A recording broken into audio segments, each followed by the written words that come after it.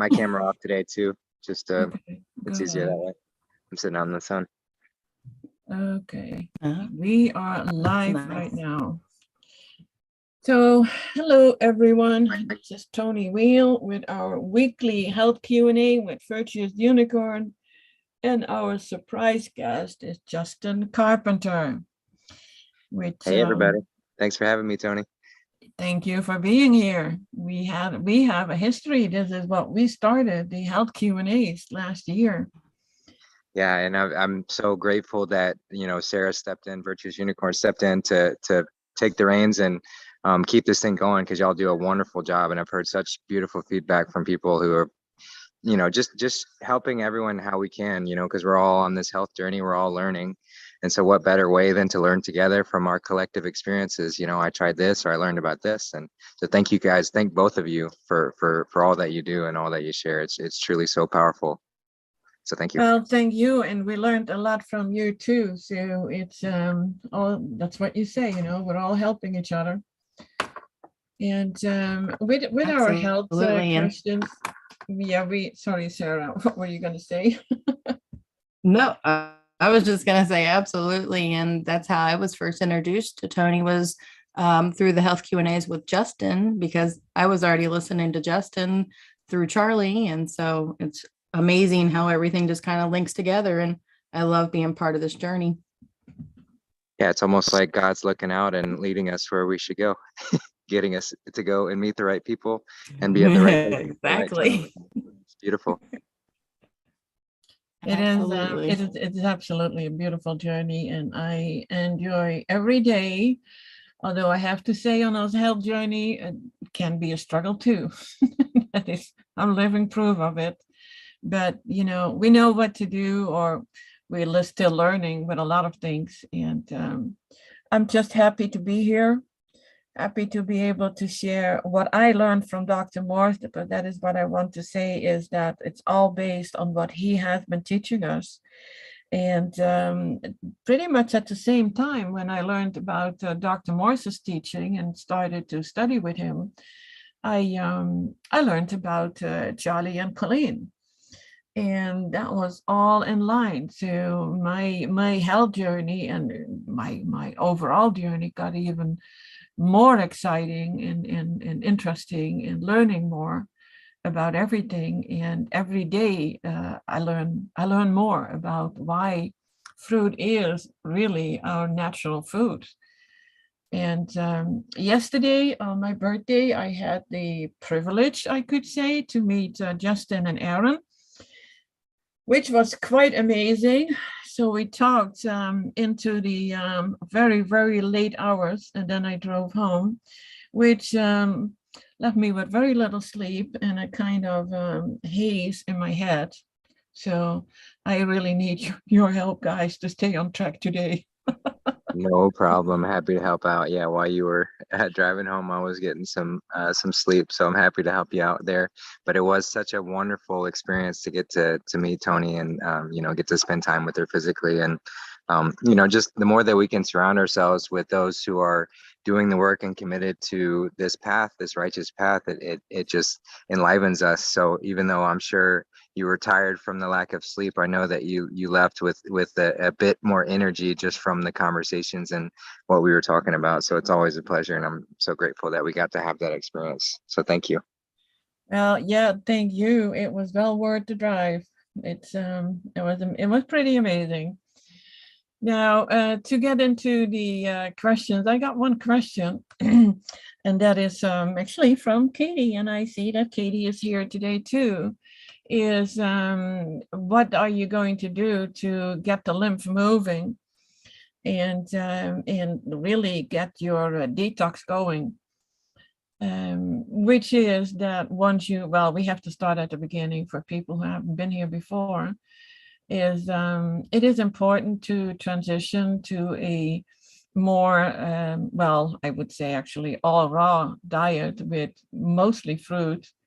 And the key is to leave out the items, the food that got you to a state of, not so great health in the first place, which is meat, dairy, eggs, And then, you can add the cooked foods, the processed foods, anything that is in a package that you should not, you should not eat. I'm sorry, guys. I have somebody at the door. Sarah, Justin, can you take over for a second? Sure. Yeah, absolutely. Go ahead, Sarah. Mhm. Yes, I was reading the comments and I didn't see what questions she was answering right now too. Well, she was mentioning about how to start the detox journey, and I think with emphasis on looking at the lymphatic system. And so, just a brief overview for anyone who's not aware of the lymphatic system, because we're not really taught much about it at all. But it's something that Dr. Morse stresses because it's such an important part of our body. We've got lymph is your body's cellular waste. So all of our cells, they intake and then they excrete, the same way that we do. So they have waste that needs to be moved, and this is the lymph. So the body's lymphatic system is your body's sewage system. It helps transport this lymphatic waste out of the body so that you're not just holding on to this wasted material, because oftentimes that lymph is very acidic. It's what the body is rejecting. Your body's always trying to get rid of acids so that you're more alkaline, but unfortunately we pile on the acid, so it often has a hard time doing so. But that's what the lymphatic system is for, and this is tied to the kidneys.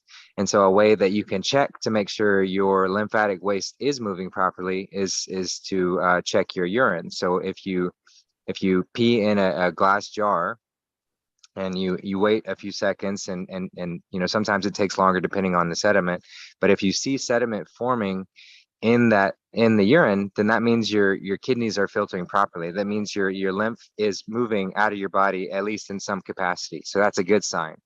If you don't see anything at all, it's either I do think that we can get to a space where we're so clean that we don't have that cellular waste as visibly, but that's not the case for most people. Most everyone has a backed up sewage system, a backed up lymphatic system. So this is what gets clogged up and we can't move things properly.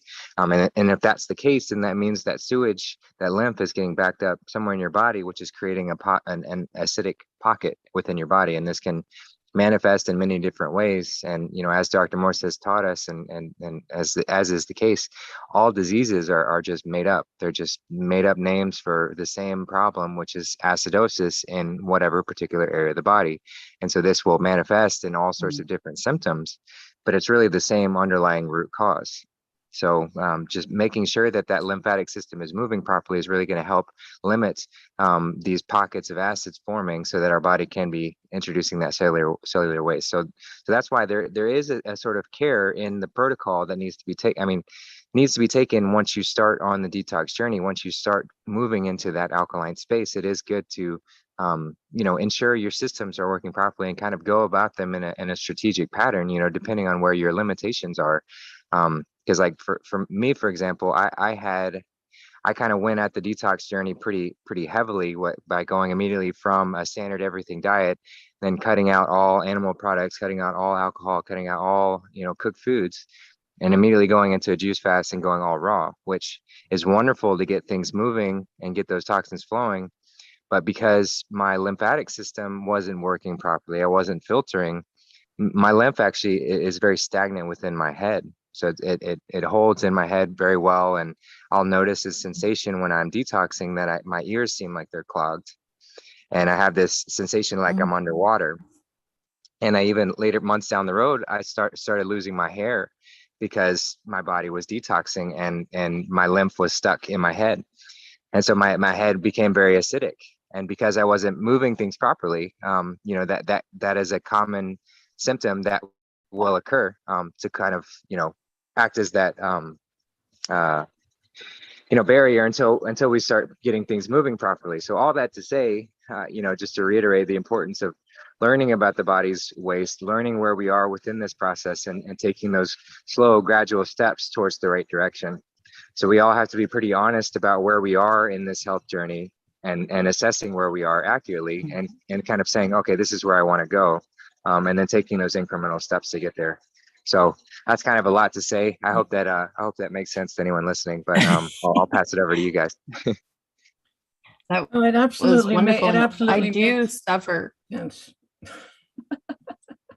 I'm Yeah, I was back. gonna I'm say I sorry. do suffer from the same thing there too, Justin. Like I always feel like sometimes I'm underwater and my ears are always clogged, and I've been having trouble with that. But I did start the cold hot therapy, I guess it is, like the compresses on the back of your head. And I will also kind of hear that like open up after I finished with that. I do try to do it in the shower also, but I can't stand the cold water on the back of my head in the shower. So I just try to do the warm packs and the cold packs, and that has been helping, but I still feel like there's so much more that needs to come out in there too.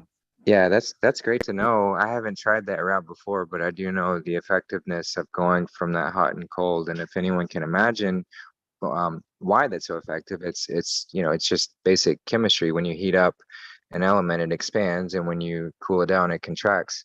So when you have this expansion contraction, and if you kind of repeat that pattern, you're just helping your body pump things naturally. So whatever needs to flow will flow, and that's really where health comes down to, is this hydration, making sure things are flowing properly.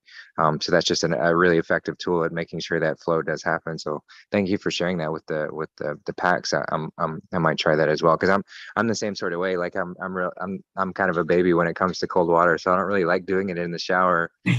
Although I know that the effects of it are Mhm. great, it's hard to get that willpower to plunge yourself into the ice cold water. Yeah, it is. Um, but the Maybe in the cold pack, summertime, but yeah, right. If I'm sweating already, it's not so bad. But yeah, maybe the cold packs would be a little bit easier step into that. So thank you for yeah. that. Uh-huh. Yeah, as long as with the cold I pack, you also, always start I'm sorry, go ahead, Tony. with cold, then hot, and then end with cold. Mm-hmm. And you can do that actually well, we know we can do it in the shower, but if you are in the shower and you put your head forwards and you only do the cold and then hot or warm and then cold water on your neck, that is sufficient. You don't have to do it over your whole body. That's good to know. Yeah, but it does run down. No, then put it I'll try again. more forward so it doesn't. Yeah, as I know, I also hate it saw too. a comment on here about jumping and rebounding. I know Tony, you just mentioned that too about the rebounding that is great, but you do need your kidneys to filter so that way what you're trying to get rid of with your lymph isn't just floating around your body. So kidneys first, and then you can start doing the dry brushing and rebounding. Yeah, with the rebounding, I had a rebounder for years, and I thought I was doing a great thing, and I did it because my legs were hurting so bad, and it kept getting worse and worse. This was way before I knew about Dr. Morse. I was just like, yeah, rebounder sounds like a great thing, so I did it every day, and I got up to 1,000 of these little jumps, and oh my gosh, the pain in my legs and the swelling, like a big bump on my calf. And I had no clue what it was until 2 years ago, I think. I was like, okay, let's do the rebounder again and let's test it. Like, if my kidneys are actually filtering adequately for this. And I have a kidneys issue. And I did it again. Well, I think less than 2 minutes. And I got that same pain back in my right leg. And I knew that my kidneys on the right side are an issue. Isn't that amazing that you can have one kidney that works better than the other one? So if you have one side that's not filtering correctly, then you have all the lymph stagnation on that one side. Crazy. But I could prove it to myself. There was this painful bump again, and it took 2 weeks before it went away. So that is why I'm always like, be careful with what you do. Then it would be better to move your limb by just walking. And not running, no big exercises, just walking. And that is already very, very helpful. And that is the same with the dry brushing. Make sure you do it correctly. There are hundreds of videos on YouTube about how to dry brush. There are only 2 who do it correctly, and I have both on my channel, so you can actually find them there. So they always do it like brush towards the heart, and that is the wrong ways to do. So it's for everyone who wants to see that, please look it up and see how to do it correctly. It works. I'm sorry, Sarah or Justin, you were going to add something? Well, I was just going to help kind of visualize this, ensuring your waste is moving, because basically where we are, we've all got kind of a different pattern of where waste is accumulated in our body. So we're all made the same, but our sort of, I don't know, you could say genetic weaknesses or our disposition is what causes our body to kind of react to these toxins in slightly different ways. So we've all got this specific set that we're dealing with of toxins that we're trying to get rid of. And any of us that are committed on the health journey are trying to do so. But where they sit now in our body, when we've, gotten used to this way of being, our body's actually capable of handling it to some degree at that space. So if you've got toxin accumulation in one area of the body, your body's dealt with that for years at this point. So it knows how to deal with it. It's kind of got it in a relatively stable place. But when you start introducing detoxifying foods like fruit and start doing it on a scale that's really getting things moving around, well, that shakes everything up. And so that those toxins might move from that area of the body to another. But if your lymphatic system or your waste system isn't working properly, then it just goes and sits there, and your body's not accustomed to handling it at that point. It doesn't know what to do with this toxin in this location, so it's got to relearn and deal with it. So that's why we can experience these uncomfortable symptoms if we haven't, gotten to the space where we're eliminating everything properly. So it is very important to stress that things should be done in a particular pattern, and that's kind of different for everybody. And that's why it's like learning about this kind of stuff is so valuable, because you can really start to assess yourself and say, okay, I'm having these symptoms, it's popping up here, and then consulting with wonderful wise people like Toni and Sarah, who can help, who have studied this and can help deal with those specific protocols. But there's got to be some strategy involved. I mean, you can go at it just completely haphazardly, and you'll still get the same results as long as you're committed to it. But it might be a lot more painful road to get there. You might experience some uncomfortable aspects that are, take some while to recover from. So really being strategic with it by some of these methods and just listening to this kind of stuff is really helpful to go about it the right way, if that makes sense. So just wanted to add that real quickly. Oh, it absolutely makes sense. The thing is, it usually, we all have our weak areas in our bodies, and that's why all the results that we have and the aches and pains are different with everybody. So I may have a pain popping up because the lymph is not moving correctly, what I mentioned in my calf. Somebody else may have it like, in ears or wherever in your body. So yeah, we all have our weak areas. I mean, they are genetic. It's we can have a genetic constitution, and for some it's strong, for others it's some weaker, but it's different. It's different with everybody. So yeah, but indeed the order in which you do things, it's the same. It's the same. That is the same for everybody, and the results vary.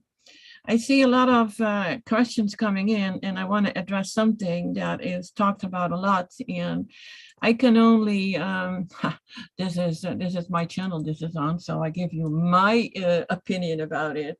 And it is with urine therapy. Everyone can say how healthy it is. To me, it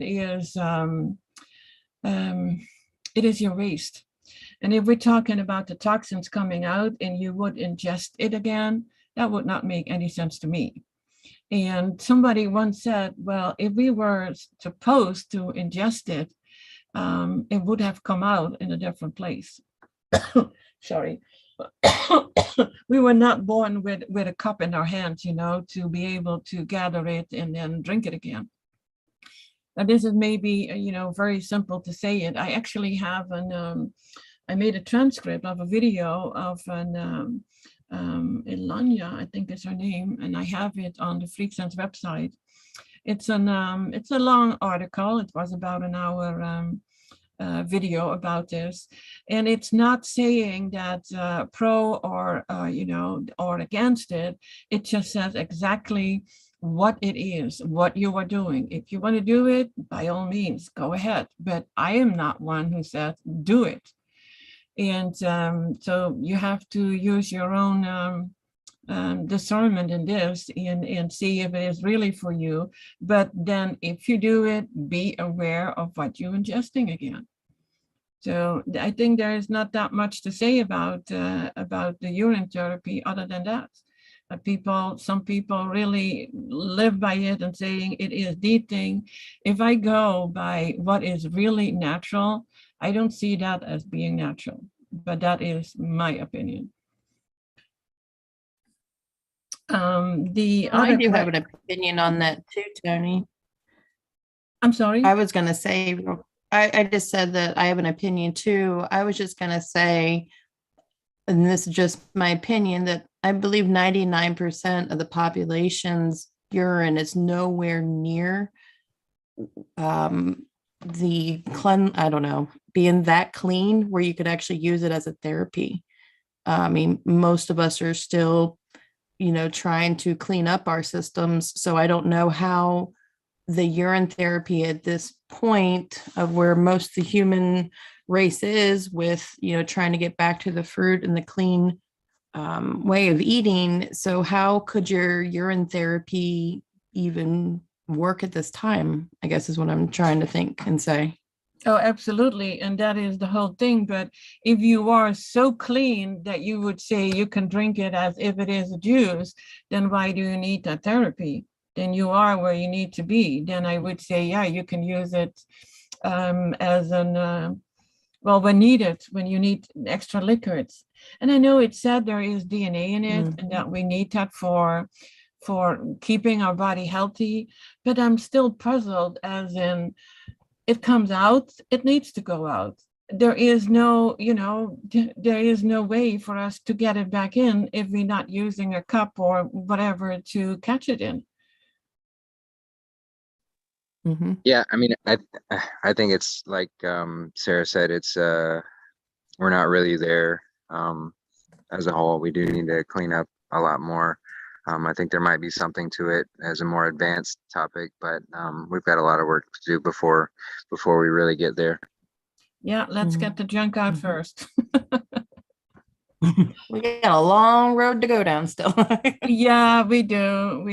But it is interesting that when you are eating all fruit, or at least all raw and very high in fruit, your urine doesn't smell anymore. And your poop doesn't smell anymore. Your sweat doesn't smell. And I think that's pretty amazing.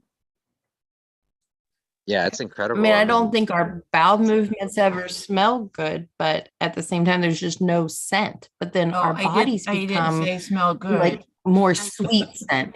Yeah, but I just think we, though, in general, become more. I don't know, like it's almost like you're more attracted to each other. Like the scent is just like a good scent. Whereas sometimes, like if you're playing like a sport or something, you're like, oh, wow, that you are really foul. But the cleaner your system, the more, I don't know, it's just so pleasant to be with the person.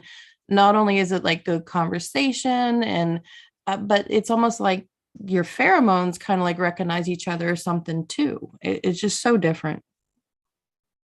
Well, our bodies just have all of these mechanisms in place to signal to us like, hey, something's off. You're out of balance here. Like this smell shouldn't be happening. This shouldn't be unpleasant. Your breath shouldn't smell like your BO shouldn't be there. But instead of actually taking it for what it is, which is a signal to do something different, we just mask it. We just put on the deodorant. We just, take more showers. We, use all these scent covering things. Instead of actually looking at it for what it is. So it's just, our body is so intelligent. It's always communicating to us. And so we can either listen to it or not and suffer. But we're choosing to suffer right now, or most of us are. Mm-hmm. Yep. There is a question about diatomaceous earth. even food grade. I don't see it as a food. So I see it as, no, don't use it. There are better ways to get rid of parasites, and instead of using diatomaceous earth, I don't know if you've ever seen what it is and how sharp it is. I mean, if it kills a flea, you may wonder why, because if a flea ingests it, it rips the insides apart. It is hurting your insides. I wouldn't use it. I wouldn't even, I have cats. If you have cats and a lot of cats, then you have fleas. And, or had, I don't have fleas anymore. I got better at vacuuming more often. That helps. But no, it's not, it's absolutely not something that you want to use, not even ingest. I Well, mean, yeah. inhale. That is what I was going to say. Inhale, because it's even bad for your lungs.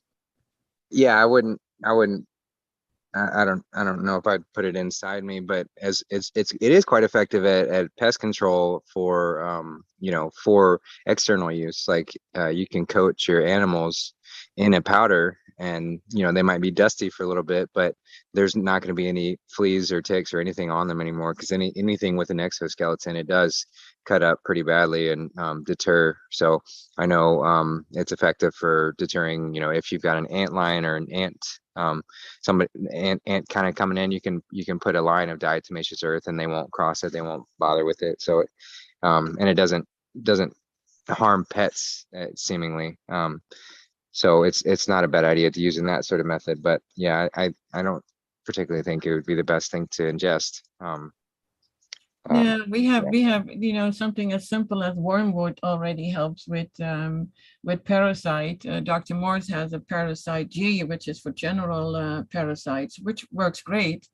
And then you have a Parasite M, which works for all the microorganisms, which the way everything is, all the junk in the air, and the fungus and the candida people have. Parasite M is an absolutely amazing product to use, but that is not something you use for a month or 2 months. You need to use it longer to get rid of all of that in your body. And even mold, to people who suffer from Lyme disease, that's one thing.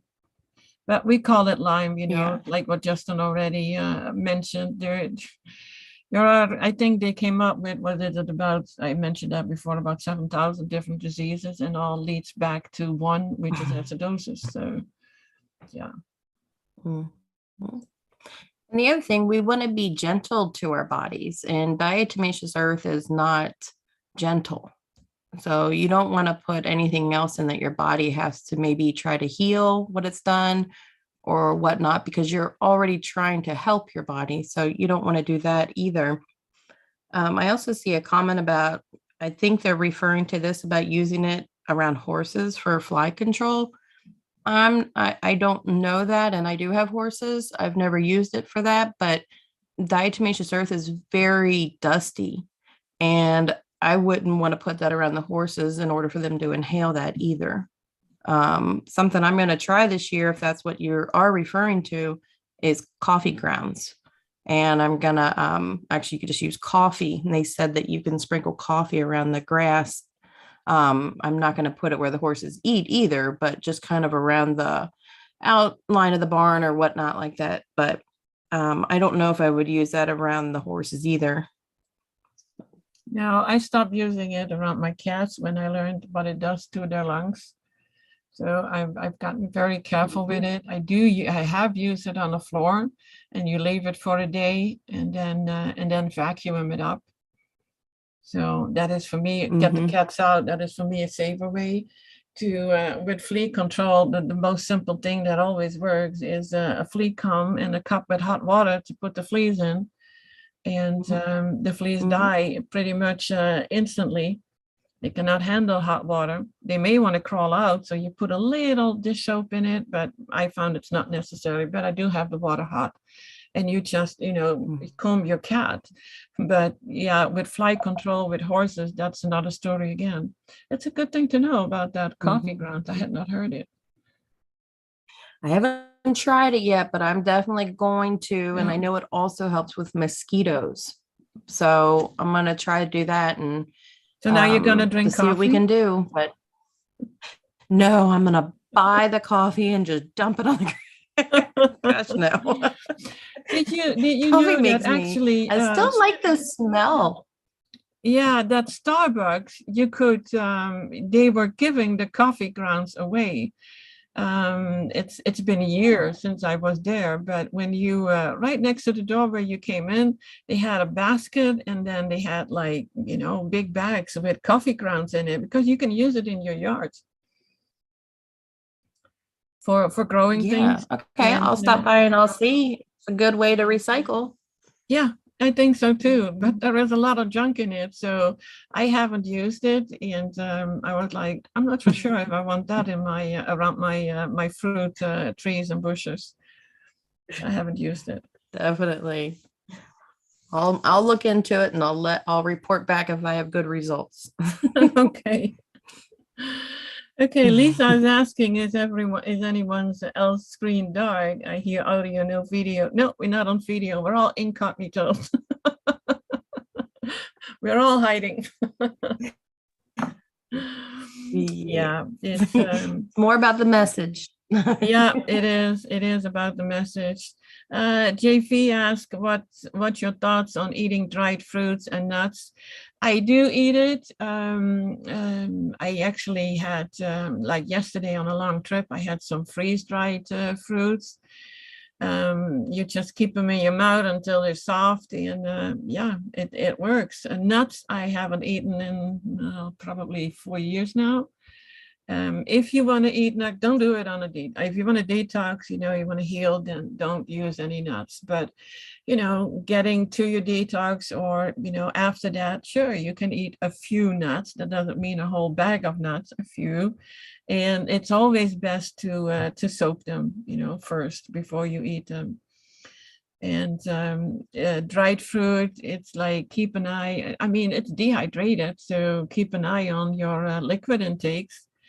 And I remember when I started with all of this, I at nuts.com, nuts.com, they have the most amazing organic dried mango slices. They are so good.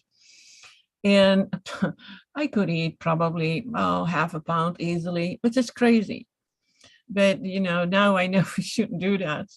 But it's great for a snack. It's great, when you're traveling or at work, and you want, something in between and something fast. But always keep an eye on your liquid intakes, because it does dehydrate. Yeah, it's like I was talking earlier about how health is all about that flow. We're alkaline when we're flowing, when the water is flowing through us. And so these foods like nuts and dried fruit, I mean, you can imagine they're not going to help that flow happen any better. So like Tony said, if you are in a state where you're in good health and things are moving and you're not trying to detox, then nuts are going to be fine to eat, in a small quantity, because too much can bog you down. They're just very concentrated forms of fat, very taxing on the body to try and break down and do anything with. So it's more of a pleasure food in that sense. And dried fruit as well. It's going to be better than just about any other kind of dried snack you could get. So of that kind of sense, it's fine, but it is drying, and it is going to not help add that flow to anything. So it's going to be more taxing for the body to do something with, rather than helping keep things flowing. So just some things to consider, depending on where you are within your detox, essentially. Yeah, this is you always have great additions, Justin. Oh, thank you. Well, I Yes, learned he from the best. does. Okay, Katie, you mentioned I don't know anything about this product. I don't know which product you are referring to. So let us know, please. I think it was the diatomaceous earth. Oh, the diatomaceous earth. Well, good. You don't need to know. Yeah, somebody mentioned about does clean urine help skin? Yeah, but how do you know your urine is clean? It is what Justin mentioned before. We have such toxic bodies, and before it's clean, give it a few years, give it a few years on all raw and mostly fruit, then it will be clearer. There is something to say about other ways to use urine, since we get back on that topic again. My husband was in the Navy, and traveling to tropical coast countries. And the first thing he was told, if you get bitten by my gosh, I don't know the English word for that. They if you go in the water, they kind of stick to your, what is it? Oh yeah, jellyfish. Then or you get bitten by whatever spider or something, pee on it. And that helps. And that's what they were taught in the Navy. And I thought that was interesting. So yeah, I'm not saying it's not good for anything. If that helps, do it. Well, yeah, and I think that sort of reciprocation, it just helps the body kind of isolate and target on things that it needs to. So it helps create a feedback loop. So with topically using it for something like that, your body's able to respond to it, and I think cool it down in that sort of way as far as stings and bites and cuts and stuff go. But that's why, kissing a wound and getting that saliva, and that's also really helpful too, because that's just another one of your body's fluids that helping to create that feedback loop. So it is helpful in a lot of ways, especially in sort of emergency situations when you don't have anything else to use. Oh, Justin, there's a question for you. I don't know if you can see the question, but the question is, are you still eating salty snacks? Yep, absolutely. I'm a living, breathing experiments within health and my body, and what happened. So I went through the food journey and saw what the benefits you get from eating a raw fruit-based diet, and what it does to my energy levels, and how it helps with everything and my form and everything else. And then going back from that back to dipping into the salty snacks.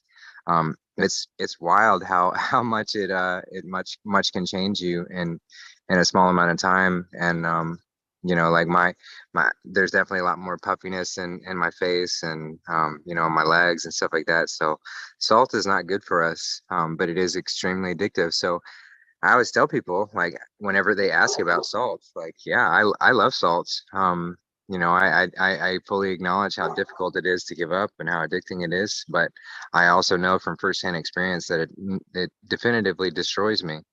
It is destroying me from the inside out. And the more that we eat this stuff, the more our body does get a little acclimated to it and is able to handle it, at least the appearance of it, a little bit better.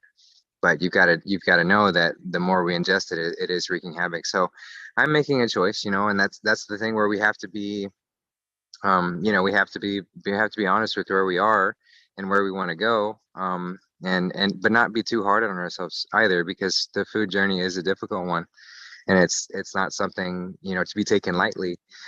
So here we are, just providing the knowledge about what happens when you eat particular things. What happens when I ingest this, so that I am able to wield the full ramifications of my decisions. So I can choose to eat these salty snacks, and then I experience the consequences from it, which is the bloating and the swelling, and just kind of discomfort and digestive issues and whatever else. And I'm fully aware of the experiences, but it's not ingrained enough in me to have fully committed and made that decision that there is no, I'm not going back. But that's all vital, right?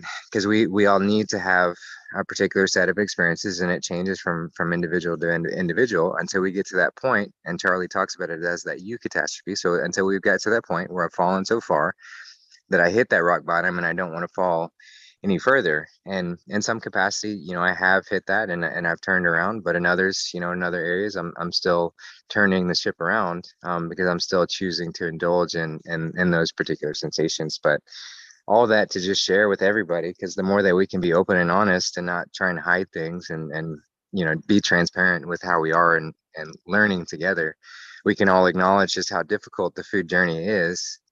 and not be judgmental on anyone for any decision, because God's already built all of that system in place. Like we directly experience the repercussions of our actions in all ways, but most certainly with the food.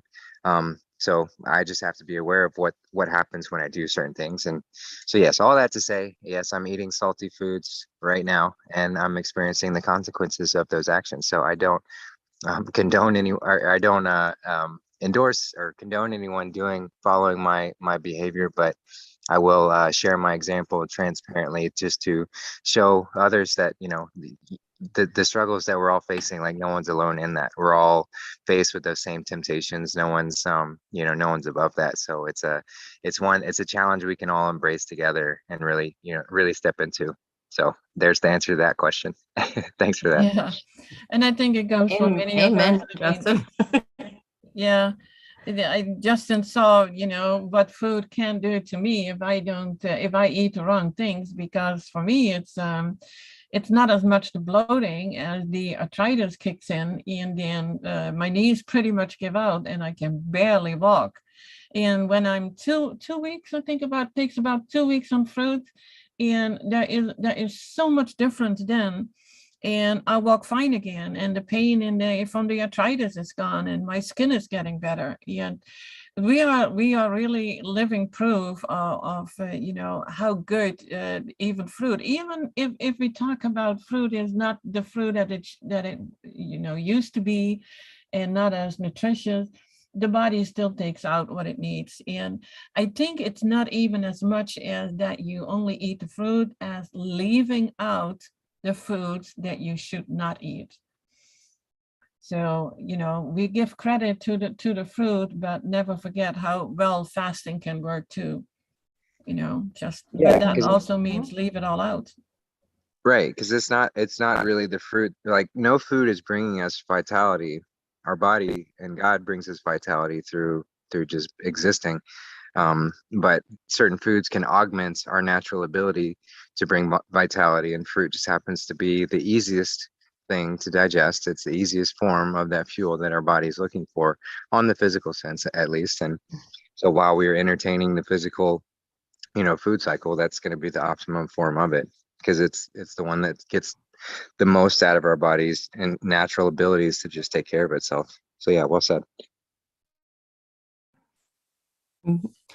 I know I've said before that, our bodies is what heals us and keeps us going. The fruit gives us the energy, and the herbs can help speed the process. But overall, it's our body. And the other thing I want to say too, Justin, was the most beautiful thing of this all is it's each our own journey. I mean, we have the free will to explore and do what we want to do. It's your journey to do with it what you want to do too. And I know that Toni said too that we don't say that you can't have anything on this path. It's completely up to you what you want to do in this lifetime on your journey, because the only person that can make those decisions is you. And I mean, we all go back and forth anyway too. I mean, you're mostly clean, and then you want to go somewhere and enjoy something. Are you going to sit down for a steak dinner with potatoes and butter? No. But are you going to have some salty snacks, or maybe a piece of bread here and there, or some Indian food? Yeah. But, it's our own journey to do with what we would like to do with. Yeah, as long as you are aware what the consequences are. I mean, that is how you learn the most, by doing Absolutely. it and seeing what happens in your body. It's like I learned with detoxing, even I learned to embrace all the aches and pains that may come with it, but only when I know that I put in the right fuel in my body.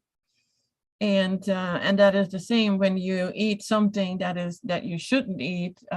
Should you feel guilty about it? No, please don't. I mean, if you want to eat something that you really want to eat, you might as well enjoy it. And maybe then even, your body doesn't have a harsh reaction to it. Yeah, and it's all connected, right? So the more we advance spiritually, the more we can attune our body to not be so affected by toxins. And I'm not saying that to give an excuse to, you know, oh, I'm going to advance this place to this space where I can eat cheeseburgers and not feel any of the effects of it. That's not what I'm saying, but I'm saying that the more it's all a balance. So you can't, I mean, you can try to just approach the health system from a very physical perspective, and that's all that you approach is it's all about the physical. It's all about what I'm eating, and that's all. But you're not really going to experience the full benefits of that health unless you're taking in the other two aspects. You know, it's mind, body, soul. It has to be completely balanced. So there is very much, you know, the importance of really, again, going back to this, taking an honest look at where we are. And this is not just with the food, it's with every aspect of our life. And where are our weaknesses? Where are our strengths? Where can I expand? And the weaknesses are just there. They're kind of those low hanging fruits that we can, you know, learn from and grow from, so that we improve overall. And then everything starts to lift, and everything else doesn't bog us down as much. So we might get to a space where we're able to, you know, have a be in a clean eating space, but dip into that experience of having, you know, having some hummus occasionally, or you know, some Indian food, like Sarah said, and not experience the devastating effects of what that would do when it's accumulated, because you're just having it for an experience, just to sort of dip into that physical experience and then move on from it. But that can only be really done when you're really advanced spiritually as well. So just to say that, to add a little credence to the fact that, you know, we can talk about health all day long, and it's important because there's so much to discuss here. But make sure you take this on with a holistic approach. You have to approach it from every angle so that you experience the full benefits of this path, and that's doing the work. Mhm. I Absolutely. see a question about, no, it's not a question. It's a statement about how much eyes improve on the raw and mostly fruit diet. That was the first thing that I noticed, that I could drive at night, that not everything had like the same color and it was all gray black. And I have not used sunglasses in the last 3 years, actually, since I started this. So yeah, that is pretty amazing. I'm still working on healing a cataracts in my right eye. And according to Dr. Morse, that was not easy, but we're going to do it anyway. So yes, it works. And Katie, about your son, with what do you tell him about building up muscles? It's not even true that you build your muscles on proteins. And there are so many examples on YouTube of people who've done it on an all raw diet. So you can look that up. Raw, well, what would it be? Yeah, as Penny says, look at John Rose. John Rose is one of them. There are quite a few other ones, actually. Yeah, Penny already mentioned Shane Sterling. Or how the gorillas. I like the gorilla example. Yeah. And also too, like lifting weights and kind of bodybuilding anyway, it can be acidic forming in your body. You know, we're not supposed to be really big, meaty people. We are slender and light people that can have toned bodies. I think it's been saturated of seeing people working out all the time. And over the last, what would you say, 5 years, everything is about going to the gym, sports equipment, workout clothes, yoga. I mean, just everything is just about building muscle at this time. And so it is, all the kids are seeing that and wanting to be bigger. But working out can have more acid forming stuff in your body too. Yeah, and it's really taking a look at you know, our pitfalls into vanity when we're so self-absorbed with this appearance that we're willing to let go of, you know, just the overall health. So we really do got to look at what we think of as a healthy body, and I know many who've gone on this journey have already experienced the comments that people will say about them. Oh, you don't look healthy, you're too skinny, or whatever else. And it's we've just been so conditioned away from what health looks like that we don't even know anymore. But you talk about specifically bodybuilding, and Toni and I had a great conversation last night, and I mentioned you know, how bodybuilding's all about, taking proteins and bulking up and all these really taxing things to do to our body. And a lot of it's very much meat based or animal product based. And what I was saying is, there is a power gained from that way. There is a sort of not, it's not even vitality. I won't call it that, but it's a strength, sort of pseudo strength gained from that, ingesting those sort of things and working out in that sort of way. There is a sort of, you gain a stronger appearance. You're able to lift more, but it comes with the price. You're basically signing your soul over for in this little way to say, I'm okay with some destruction of my body long term in order for short term gain. Because you'll see over and over and over again all of these bodybuilders, and they're having heart attacks when they're in their 30s and 40s because their hearts are so taxed, because all these concentrated forms of protein, while they might provide that appearance of bulk and strength and all these other sorts of things, they're very taxing and they burn us out.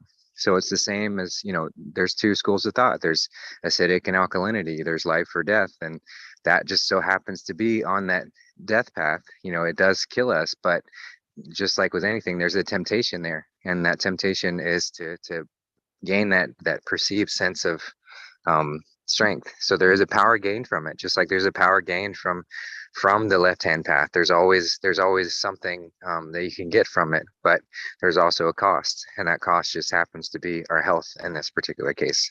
So just wanted to mention that, because a lot of people will make that argument about protein and gaining weight, and all these bodybuilders, they seem so strong and blah blah blah, and it's like, yeah, well, they are on that sort of sense, but they're dying inside. It's a pseudo appearance. It's just vanity. It's not real.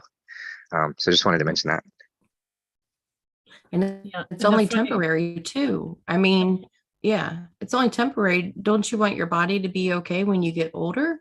But they're also thinking too, if I keep up my muscle tone, then it won't be so bad when I get older. But not that many people are living that long to really see the long-term effects. And a lot of people I talk to are like, well, I don't want to be 90. Am I going to just be bedridden and on pills and stuff? And I'm like, well, no, if you eat this way starting out, you won't be bedridden on pills at 90. You might still be walking around and doing things. People don't know that we're not supposed to look that way at 90. We should have a lot more vitality and healthy and still getting around. So we've just been brainwashed and lied to from the beginning. Yeah, and you mentioned an important point. It is still very important to move. So just find things that you're passionate about that get your body to move, and do those things. Whatever it is, whether it's gardening or whether it's walking or hiking or whatever the case may be, just find some activity that moves your body and do that. And then your body will naturally become strengthened in that particular area so that you can do that particular thing a little bit better. And then, you branch out and you add more things that you love to do that kind of widen that perspective. But moving the body is really important, but without the sort of rigor of weight training. And, because that's a lot of, like, you can imagine, it tears it, like they tell you, it tears your muscles in order to rebuild them. So you're constantly just tearing and rebuilding, all for just appearance. But there is definitely an importance to moving. So I think that's a big aspect that we often lose sight on, is it's not with the rigor of exercise and fitness and all this other kind of stuff, but just move on a regular basis, get out and move around. We do become pretty sedentary, which can be disastrous on the other end as well. Yeah, the interesting thing with going to the gym is you are in between four walls. You have, probably air-conditioned air, and you have artificial light. How healthy can that be on top of the exercises? Go out in nature, breathe the air, be between trees, hug a tree, do your exercises there, walk barefoot on the grass or the ground, and be in the sun. I mean, those should be the healthy exercises. And I hope more people can get away from the gyms. And the funny thing you always see is they get there with a car, and park as close as possible to where the gym is at. Funny. And don't forget to hug your trees when you're out on your walk. Those have so many benefits. Yeah, it absolutely does. I see Penny says, I dislike exercise. I do too. All the things that come natural. Yeah, it's like that I never got into that. When I was in my 20s, I was like, okay, part of wanting to lose weight, let's go to the gym. And I did it for a while, and I was pretty proud of myself. But then I started traveling and didn't keep up with it. So it stopped. I did see a question that I forgot what it was. Let me see. There was actually, Justin, you sent somebody to me, Amanda, and she had a question. And I invited her here, but she may not have received the invite on time. And she had a question about eating, actually, what you eat during pregnancy. And while you are pregnant, you definitely do not want to go into a detox. So you should try to eliminate the meat, the dairy, and the eggs from your diet, and beans. Probably get to a more raw food, more fruit, and enjoy your pregnancy. I did send, I don't know if Amanda is here, I did send an email so with a link so we can talk one-on-one and go over things, because that would be good. And yeah, don't be too nervous. You really want to enjoy your pregnancy, and being fearful or nervous, it only adds to acidity. So it's the going out in nature, what we just talked about. That is part of your whole health journey, being out in nature more. Take time for yourself. You are the most important person in your life. And be out in the sun without sunglasses and without too much cover, and stay as long as you feel is good for you. Your body knows, and don't listen to everything that you see and is forced upon you. I did that when I was pregnant, and it was not a joy. And I had my plan was actually today to talk about what do you feed a newborn, because that was a question that came up yesterday with a situation that Justin made me aware of, and we started to do some research, and Sarah and I did.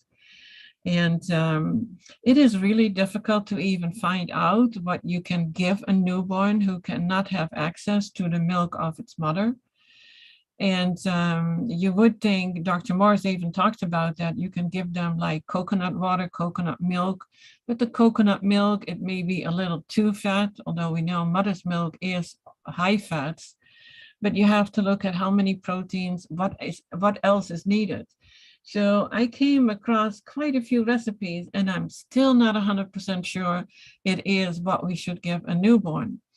So I called Dr. Morris's office, and I spoke with Carrie, and she said, look for an organic vegan formula that is for 0 to 6 months, for instance, because a newborn, you cannot give any fruit yet. But at 3 months would be preferred, but you can give a little at 6 weeks old, but we rather see it at about 3 months. And then you only give a little, mashed up fruit, maybe a tablespoon and not more. That is how you slowly introduce your baby to the fruit way of living. It's a baby still needs fat, so this is where coconut milk and coconut water comes in, and hemp seed powder. One thing was mentioned, chia powder. I found even with the chia powder I could find it was a little grainy, but if you put it in a liquid, it swells up, so then it can be easier ingested and possibly digested. I even saw a recipe with nuts, and I would absolutely not do that, not in the first few years, and they don't need it. What else did we come across, Sarah? Dates. One of the recipes I found that actually had dates in it. And Sarah had been, because I was traveling, and Sarah has been searching for stuff too. Is there anything that you came across that we can use? I was having a lot of trouble finding for like a newborn. So that was very hard to come across too. But yeah, it was mainly everything I was finding was anything out over 3 months, and they were just taught, or actually it says, well, the baby that they were referring to and what I could find was 4 months, and you could definitely start that on fruit and the baby on fruit and fruit juice at that time. But I do know that mother's milk will change. So of course, when the baby's first born, I don't know if it has like so much fat in it, but then I think at 3 months, the mother's milk will then go to 30% fat and so on in order to help the baby grow. But yeah, mainly I was just finding stuff for over 4 months. Yeah, I did find a I know formula. Dr. Morris is working on the formula. Yeah, but it's not out yet. He has for years, Sarah. The problem is that some of the herbs that were used were so strong that the baby started detoxing. And there is another thing that that has halted it, is what I think happened is the FDA is extremely strict with what can be used. So there is only one formula that I found here in the US, and now I have to see where I have it. It's actually on a website that is called livingmyveglife.com, and then vegan baby formula brands, and it has dashes in between. There is only one that is from 0 to 6 months, and it is soy-based. But it is what the FDA regulates, and there is a company, because it's easier to get the stuff in Europe, because they don't have to deal with what the FDA wants here. It seems the FDA rather sees our babies on unhealthy formulas than the healthy ones. There is one from Europe, and it is limited available in the United States. It's called ELSE, E-L-S-E, that is the brand. It's dairy-free, soy-free, gluten-free, corn syrup-free, and non-GMO. So it's not, it is vegan, but it is not, organic. So on that website, Living My Veg Life is the only website where I found, a few things. But a lot is based on soy, and I wouldn't give that my baby. But it's difficult because, in those first months, it is so crucial that they get, good food in.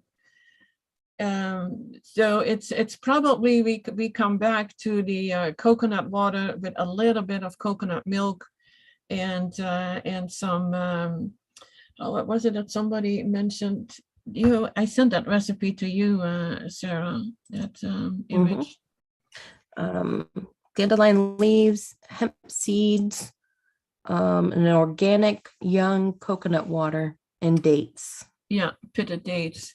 Now, this is not what I say, oh, you have to give that your baby. And it's not that I am recommending it. I'm just saying this is one of the few things that that we found. And I will probably post it on the Freak Sense website to see, but be aware it is not a recommendation for for a very young baby. It is just one of the options, and I think it would be when they are a little bit older.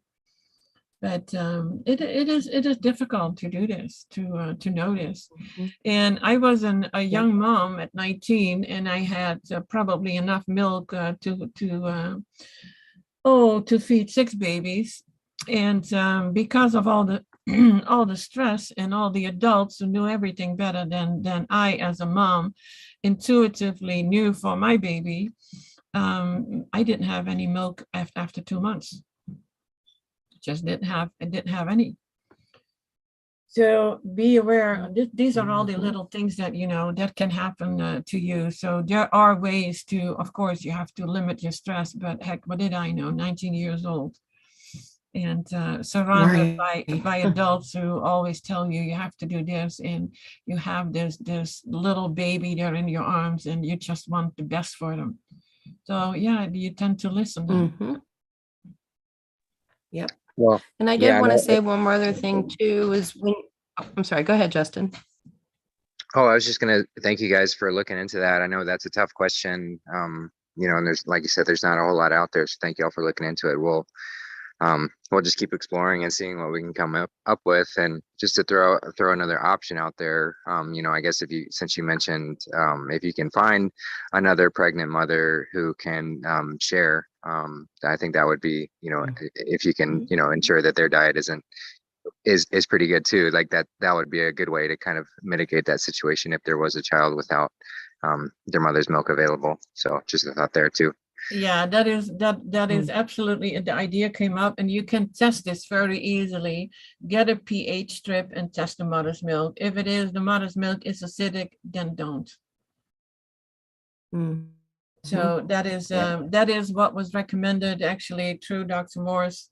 You test how acidic the mother's milk is. And actually, if you're breastfeeding your baby, it would be a good thing to do, because what I remember with my granddaughter, she had a lot of pains, a lot of colics, and she is how old is she now? She's 21 years old. But even 21 years ago, we didn't know what was causing it. Yeah, it's about pay attention about what mom eats, but we did not know the details. Now we know how we can prevent all of this stuff. So it is even before if you know you want to get pregnant, then make sure to clean out your body, even if it's only a few months that you can do it. And during your pregnancy, stay on a healthy diet. Stay away from the salty snacks. But also stay away from all the processed foods, because I think those are the worst. With everything that has been added, it's amazing when you read half of the ingredient, 4/5 of the ingredients, and you are like, I don't think that's food. Not really. And it is sold to us as food. So yeah, be aware. Well, and just to go back to what you said about not detoxing while pregnant, so just to kind of explain that a little bit more. So fruit is very cleansing and inspires the detox process. So when we go on an all fruit or predominantly fruit diet, it is going to instigate that sort of detox within our body, and normally this would be great to do and to sort of get through, but this, as we know, this can bring about some uncomfortable detox symptoms. So when you're pregnant, it's best to avoid that, but still eat clean. So what Toni means is to eat a whole foods diet, and best you can stay away from the meat, dairy, and eggs, because that's not helping anybody. And then make sure you're whole foods, to where all the ingredients that are in what you're consuming. So it's not processed at all. And that way you're going to ensure that, you're eating the best quality food. But to sort of slow down the detox or not detox, you still want to incorporate some cooked food. So steamed vegetables and potatoes and things of that nature are going to be the sort of very grounding. It's not going to do much or any damage to your body, but it is going to keep you from detoxing. So those are the kind of whole foods to incorporate, having that cooked food in your diet. And so you're not instigating that full on detox. So just wanted to clarify that a little bit. Very important. Thank you, Justin. See, that is where we need each other. A little extra clarification here and there, but yeah, that is absolutely important. So thank you. Yep. So just finding that balance. Yeah. And no problem. I know we're over on time already, but I also wanted to say that your pregnancy does not have to be hard either. I know there's a lot of fear out there with the birth. It can, especially when you're on fruit and you're getting your body ready and you're preparing your body, it can be a euphoric experience. It does not have to be painful. I'm not saying that it will not be painful, but you just change your mind do some meditations, talk with God, do your breathing, eat your fruit, and you can have a wonderful experience also. It doesn't have to be filled with pain meds and epidurals and doctors and things like that. So there are some amazing, wonderful stories out there. Just go look for them and, enjoy this part of your journey of your life, because it's so special to be growing a little person inside of you. It is absolutely an amazing time. It's, enjoy it. It's all that we can say. And, you're already checking into it. So, doing the right thing. And I haven't seen Amanda, but if she listened to it maybe later, I look forward to speaking with you. And I want to thank everybody for being here. We are at 11 past 1 o'clock, 111. It's a good time to end our weekly show. I want to thank Justin for being here. That was amazing with all your gnosis and adding to what we know. It's it's great to have you here. I hope we get you to have you again. Of course, I would love that. Thank you, sister. Yeah. I appreciate it. And Sarah, Absolutely. as always, you are amazing. You right yesterday when I asked her, can you look this up, because I was traveling and I felt a little limited with my phone. She was there. She's always right there to help. So thank you so much. And you're welcome, and thank you both for taking me on this journey. Yeah, and it is such a great journey. I do want to say something quick to my Dutch, Jacob van Tongeren. Hartstikke mooi dat je hier weer bent. Ik hoop dat het weer een beetje redelijk is in Nederland. En de mondkapjesverplichting zo ongeveer verdwijnt. Het is hoog tijd. Okay, that was it in Dutch. Wonderful. Justin, thank you so much. And it was such a pleasure having you here. And I've learned so much from you and Toni, Charlie, Colleen, everyone. And you guys keep up the great work out there on the front line. We're always watching and praying for you all and just enjoying everything you're showing us on your journey. Well, thank you so much. It's such an honor to be here amongst both of you. It really is such a special place. So thank you both for doing what you're doing, and we'll keep at it. Thank you. Yeah. Till the next time, everybody. We love you. Toni. And till soon Thank again. you, everyone. Bye. Take care. Bye-bye.